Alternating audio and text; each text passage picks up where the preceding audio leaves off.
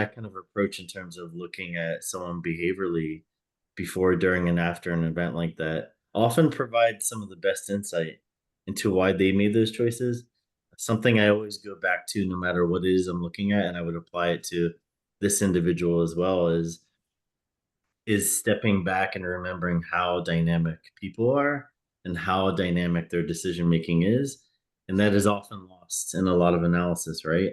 And Right. even if there's limits to what we know about how they made the decisions or who impacted them, just keeping that kind of posture, I have often found grounds you when you're trying to engage in analysis for why they did that and trying to understand other aspects of that person. I would say one takeaway out of many of being in law enforcement for as long as I was that because you see so much of the good and bad side of people's lives and choices, it definitely gives you perspective on just how holistic you have to look at people and how dynamic people are, and that it's not about good and bad, right? So Right. I don't have more insight than that, but that's always the starting point for how do I want to understand this person and what they did. Thank you. Yeah.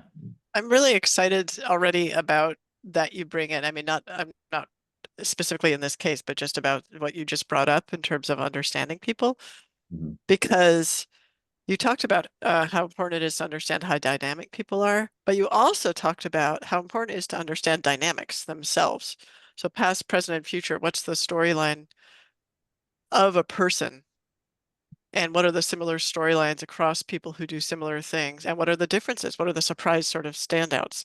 And I think that I was just talking last night with someone about profile analysis of sounds. You can Mm. two different sounds that have the same frequencies, the same ingredients, can have different timbres. They sound like an oboe playing the same note has a different timbre than a flute or a Mm. guitar, right?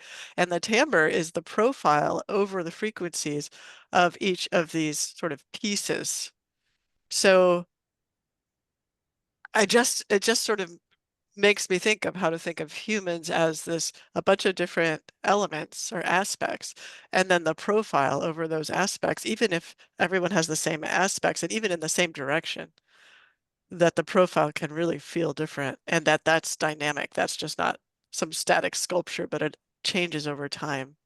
And it changes over time in relationship with the environment, Mm. right? Yeah, and I definitely probably what I would point to the most in that kind of context are relationships with Yeah. other people. I mean,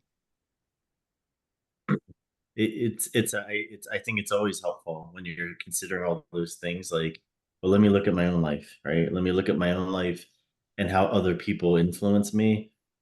When I would think about how will a decision maker who's say the head of a country, how are they going to make a decision? I didn't really ever engage in that kind of analysis, but I always thought from a distance that's got to be incredibly difficult unless unless you have some insight into the relationships in their lives that really matter. And so when people would come to us at BAU and say, "What do you need from us? What can we give you to help you do your analysis?"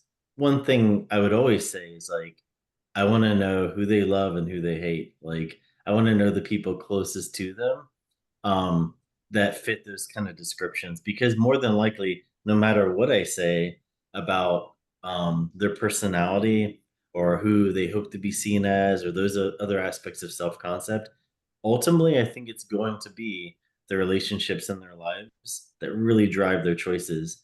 And that if you manipulate those or you understand those, you're probably going to have the best insight into the decisions that people will likely make